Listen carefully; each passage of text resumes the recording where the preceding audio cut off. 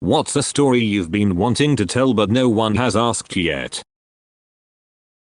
One time I got invited to spend the night at a popular girl's house. I think her parents made her invite me. I knew she liked playing hide and go seek from listening to conversations she had with her real friends. So I was determined to play the best game she's ever played. She hid first and I found her relatively fast. Then I hid. I climbed into the bottom of a closet in their basement and covered myself up with the contents of said closet. Then I promptly fell asleep. I woke up hours later after the police had been called and they were outside searching the neighborhood. I was never invited back. Still the best nap I ever had.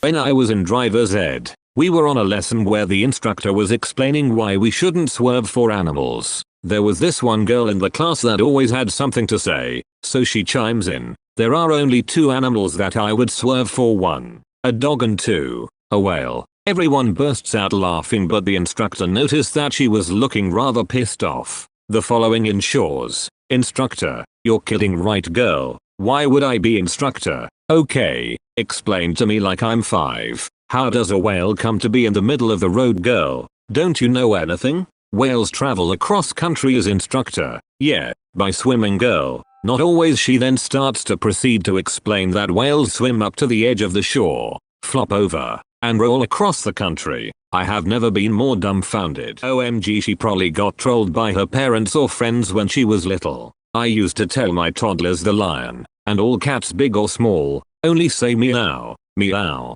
Later on we're at an interactive animal show and tell where to bring out small animals and learn the kids new things. They brought out a young, but not house cat sized, panther, and my kids are so proud to raise their hand when the trainer says who knows what sound this guy makes.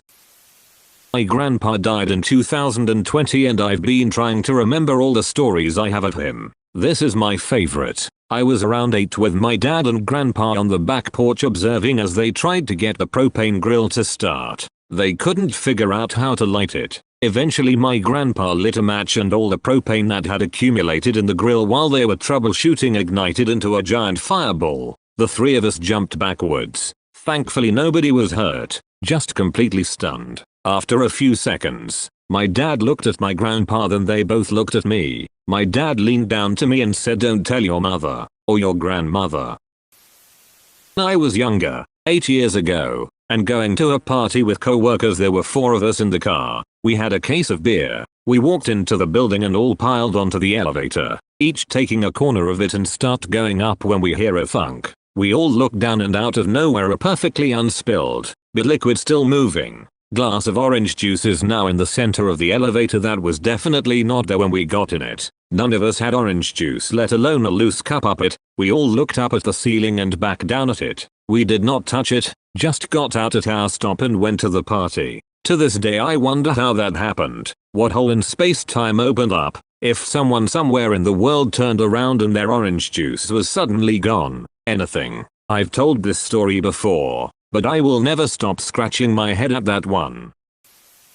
My friend and I went to see a concert for her birthday. It's 2 female vocalists, fairly well known I'd say. We arrived early for a VIP thing, but it was raining like crazy and the line wasn't covered, so we decided to head to the bar across the street for a drink. They were kind enough to let us hang out under the awning after we'd settled our tab so we could watch the line without getting soaked. Another fan had the same idea, so the 3 of us hung out and began to chat. Soon we noticed 2 women walk by with their heads down. They seemed confused, starting one way and then turning another. A woman shouted to them asking if they were looking for the bus stop, and the taller of the 2 women raised her head to say no before they scurried away. My friends and I stared at each other in disbelief. It was the singers we were there to see, and they were going in the opposite direction of the venue. We quickly shouted after them asking if they needed help. They looked back and hesitated for a moment, but then something seemed to click and they hurried back to us. The poor things looked absolutely distraught as they explained that they were lost and couldn't find a venue.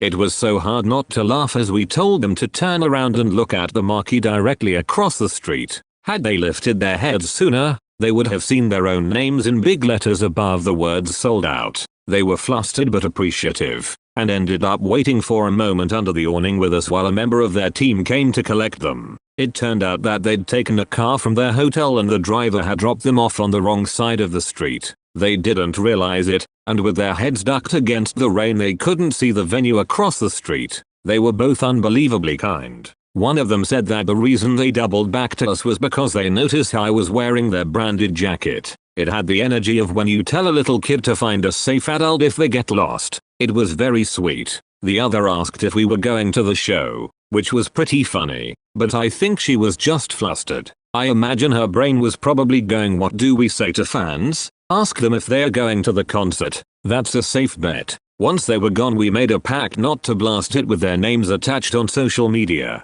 because we didn't want to take advantage of a vulnerable moment for them just so we could get some internet clout. We didn't get pictures or anything either. In the moment we were actually just trying to talk to them and calm them down because they were panicking about being late to their own event. I really do feel bad for them, and I'm happy they got where they were going safely, especially because they were hurrying in the wrong direction when we caught them. I just think it was also kind of cool to have such a normal human interaction and see that they really do come across as very sweet people.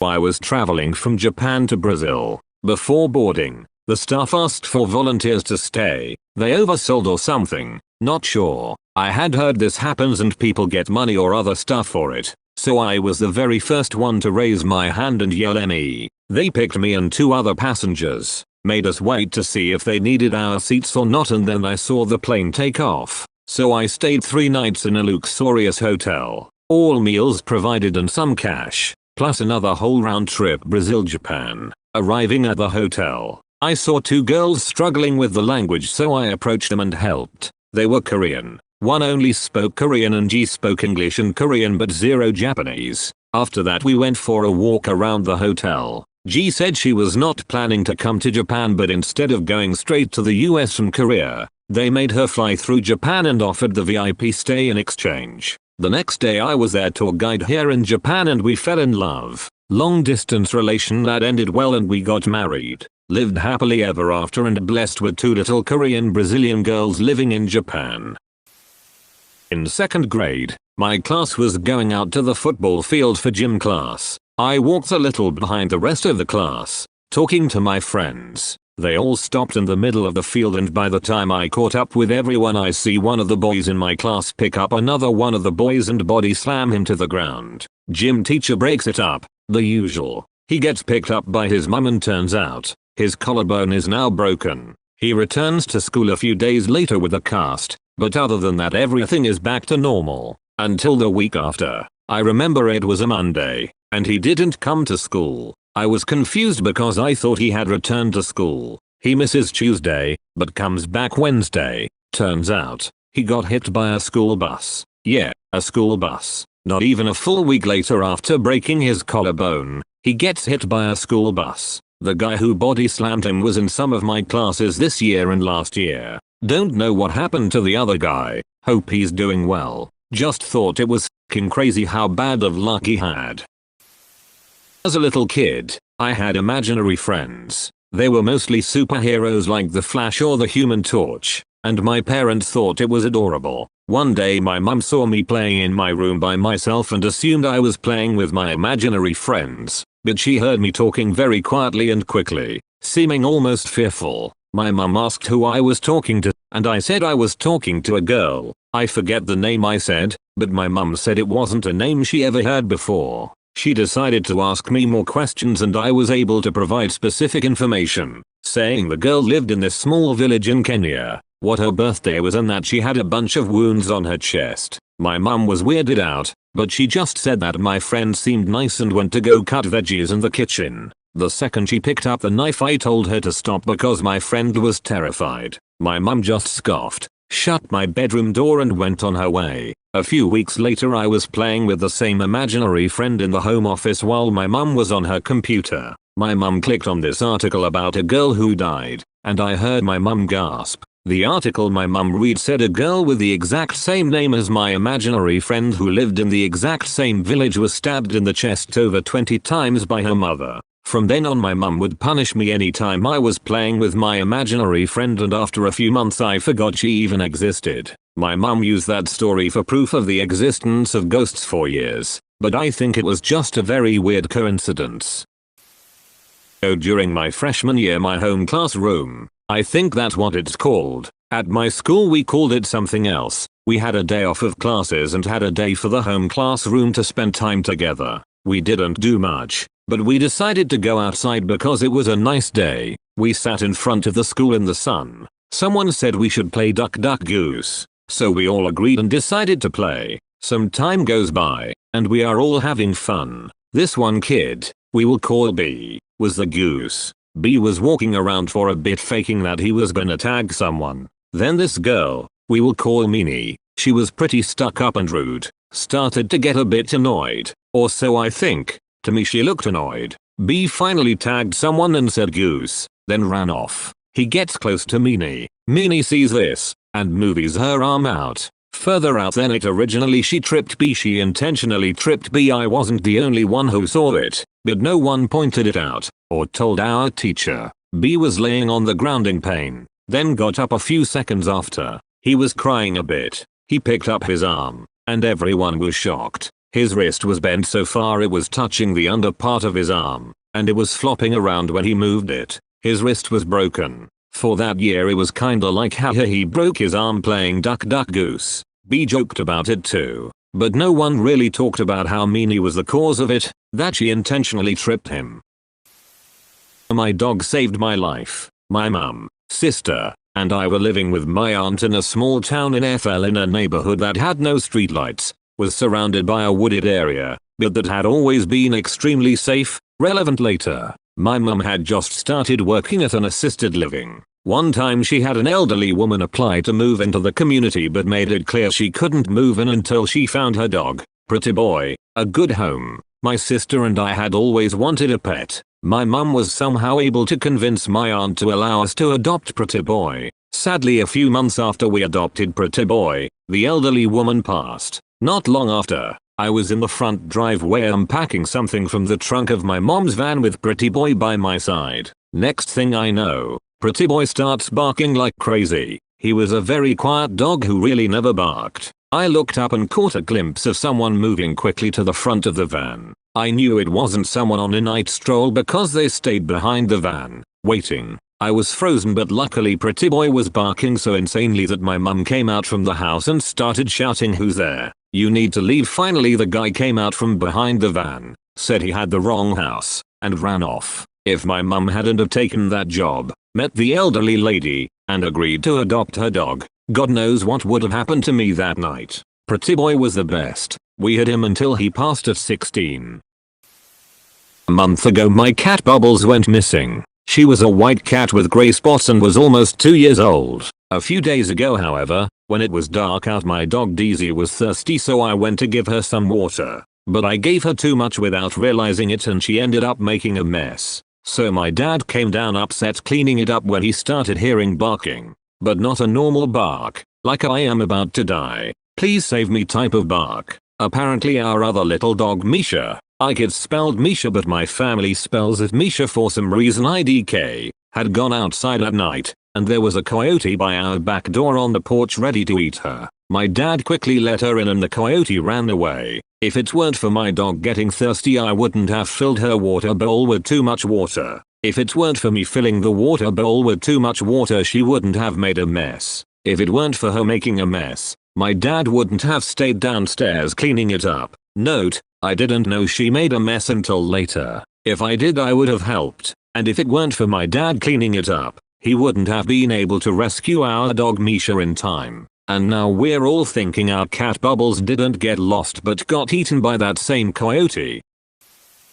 A few years ago I used to take the train to and from school as I lived quite far away from school. I remember every day there was this one guy in an electric wheelchair. He had some sort of mental disorder who took my train every day. And every day there would be a different woman taking care of him. The women would have been about in their mid-20s and the man looked around 50 years of age. So right away I thought it was weird. Anyway, I remember about a month after I started noticing this guy and all his caretakers, I was scrolling through Pornhub. I was HRNY and in my teens, and I see this exact guy on a video titled something along the lines of "Cripple gets fuck of his life from young caretaker" or something like that. I remember seeing the video and scrolling past it before I realized it was the guy from the train. Long story short, I took the bus every single day for the rest of my schooling even though it took 20 minutes longer.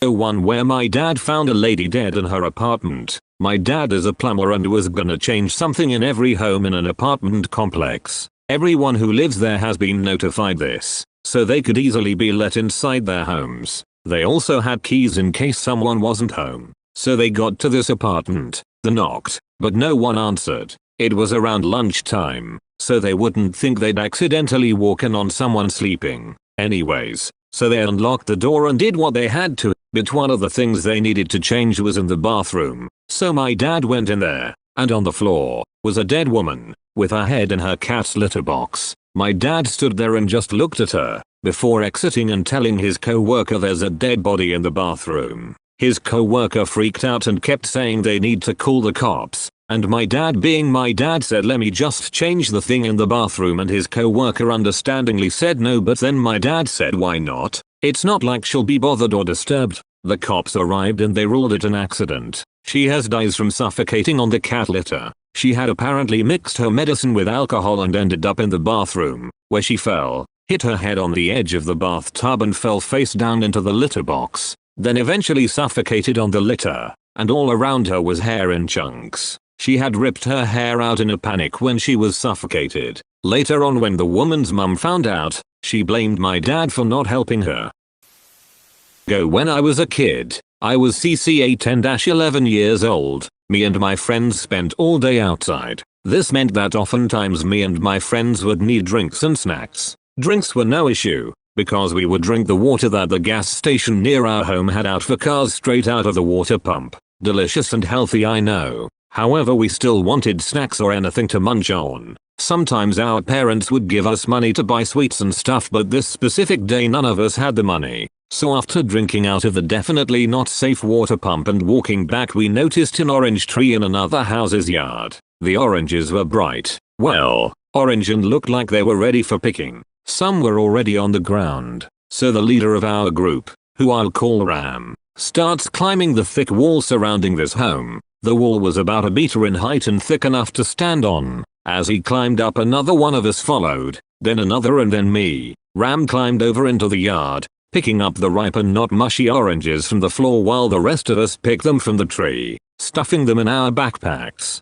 Suddenly, however, an old lady begins yelling at us to leave and to stop. Makes sense. Probably her house boo, but we were stubborn little shits, so I stopped picking the oranges, zip up my bag and toss it back on my back while Ram grabs a few more. Before climbing the wall, we are all now pretending to leave, but she's not buying it. She keeps telling us to leave and stop, and we are still just there. But then, oh god, then a man at least 2 meters tall comes out. He's buff, bald and wearing an all black outfit. We freak out. The 5 of us begin to run down the street and taking turns so he loses us, but he's on our tails the whole time. We run down a long street before Ram tells us to turn, and we run to the end of a yard. There, at the end is a drop. This yard is placed on a hill. On the other side are garages, which we are now on top of, and there is a drop at least 3 meters tall, and we are all kids, so we are freaking out while we know this tall ass man is chasing us. Ram, being the only one of us into Parker, jumps down, rolling and feeling all cool. The rest go, and I'm the last one to jump off cause I'm scared. We kept running till we got to our little hideout, and we ate oranges all day. This may be a silly one, but a dear memory I like to bring up to remind my friends of what little shits we were.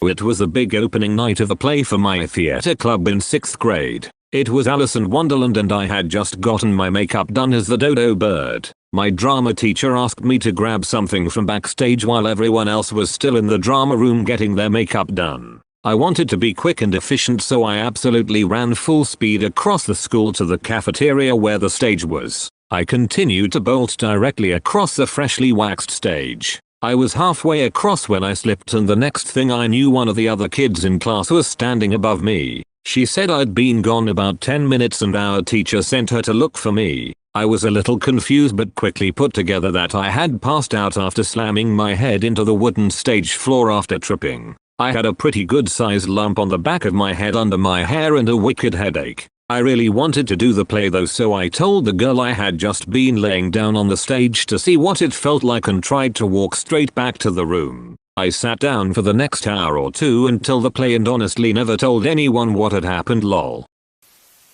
Time my friend and I almost got kidnapped on Halloween. We were about 12-13 at the time, and had been trick-or-treating with my friend and her mum. We were running up a flight of stairs outside and decided to wait for my friend's mum at the top. As we were waiting, a man in one of those bright neon jackets approached us. We assumed he was a supervisor cause of his vest. He then continued to say to the two of us, "There's some free candy in my trunk, it's just across the street." Immediately my friend bursts to a sprint back to her mum as I follow after, slightly stunned. Soon we tell my friend's mum what happened and we decide to watch the man. A police car pulls up and the man starts talking to the cop. My friend's mum decides it's a good time to confront him. While asking him about why he said that to us, the man tells the cop and her that he never said that and he was going to go open his trunk, but he never tried to lure us to it. After some discussing, the cop leaves and the man crosses the road and we see him close his trunk. This sent chills down my spine, knowing if we went across the road he probably would have tried to push us in his trunk and do who knows what. What scares me is he was dressed as a guard and lied to the cops. Spent my teen years, 15-19, on an anonymous app talking people out of committing. I did it every night before bed. I'd scroll through the app looking for posts about people admitting they were feeling that way. Some even said they had a plan. I'd message them and talk to them for a few hours. One of them I went on to talk to for about a year outside of the app. He worked through it, found a steady job that just happened to be close enough to visit me at my job at the time, and told me thank you. He won joint custody of his kids. It's been years since I've seen or talked to him, but his life was on such a better route because of our talk. I'd like to think I helped the same way for all the others. I still think about them all from time to time. I'd love to do it more, but the emotional weight it held on me would be so much to handle sometimes. I know one person I couldn't get through to. I don't know if they're okay or not. I stopped doing it because life got very stressful, and I had run out of useful and inspiring things to say, especially since I was fighting my own demons the whole time too.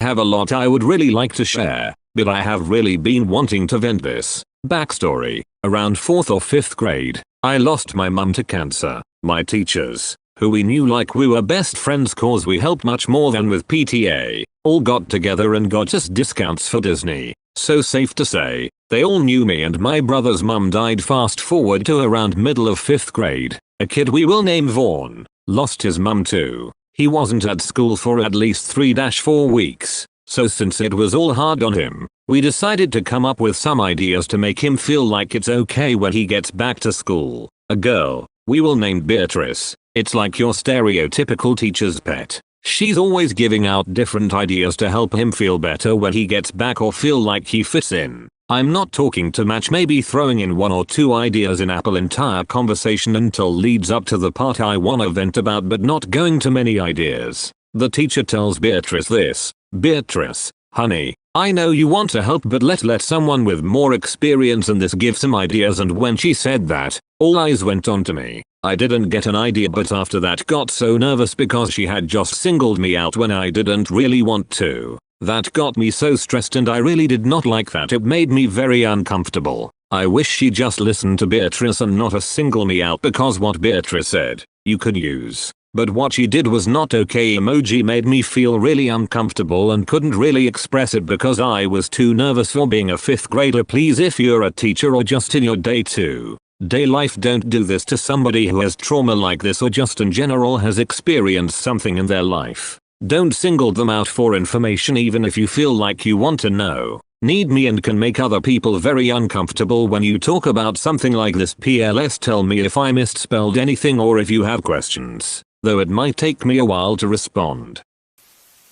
Go Hooper. That's the USS Indianapolis. Japanese submarine slammed 2 torpedoes into her side. Chief, we was coming back from the island of Tinian to Letta. We just delivered the bomb. The Hiroshima bomb. 1,100 men went into the water. Vessel went down in 12 minutes. Didn't see the first shark for about a half hour. Tiger 13-footer. You know how you know that in the water, Chief? You can tell by looking from the dorsal to the tail. What we didn't know was that our bomb mission was so secret, no distress signal had been sent. They didn't even list us overdue for a week. Very first light, chief, sharks come cruising by, so we formed ourselves into tight groups. It was sorta like you see in the calendars. You know the infantry squares in the old calendars like the Battle of Waterloo, and the idea was the shark come to the nearest man. That man he starts pounding and hollering, and sometimes that shark he go away, but sometimes he wouldn't go. Sometimes that shark looks right at you, right into your eyes. And the thing about a shark is he's got lifeless eyes. Black eyes, like a doll's eyes. When he comes at you, he doesn't even seem to be living. Till he bites you, and those black eyes roll over white, and then you hear that terrible high-pitched screaming. The ocean turns red, and despite all your pounding and your hollering, those sharks come in and they rip you to pieces. You know, by the end of that first dawn, lost 100 men. I don't know how many sharks there were, maybe 1,000. I do know how many men. They averaged 6 an hour. Thursday morning, chief, I bumped into a friend of mine, Herbie Robinson from Cleveland. Baseball player. Bosan's mate. I thought he was asleep. I reached over to wake him up. He bobbed up, down in the water. He was like a kinda top, upended. Well, he'd been bitten in half below the waist. At noon on the 5th day, a Lockheed Ventura swung in low and he spotted us. A young pilot, lot younger than Mr. Hooper here. Anyway, he spotted us, and a few hours later a big ol' fat PBY come down and started to pick us up. You know, that was the time I was most frightened, waiting for my turn. I'll never put on a life jacket again. So, 1,100 men went into the water, 316 men come out. The sharks took the rest. June the 29th, 1945. Anyway, we delivered the bomb.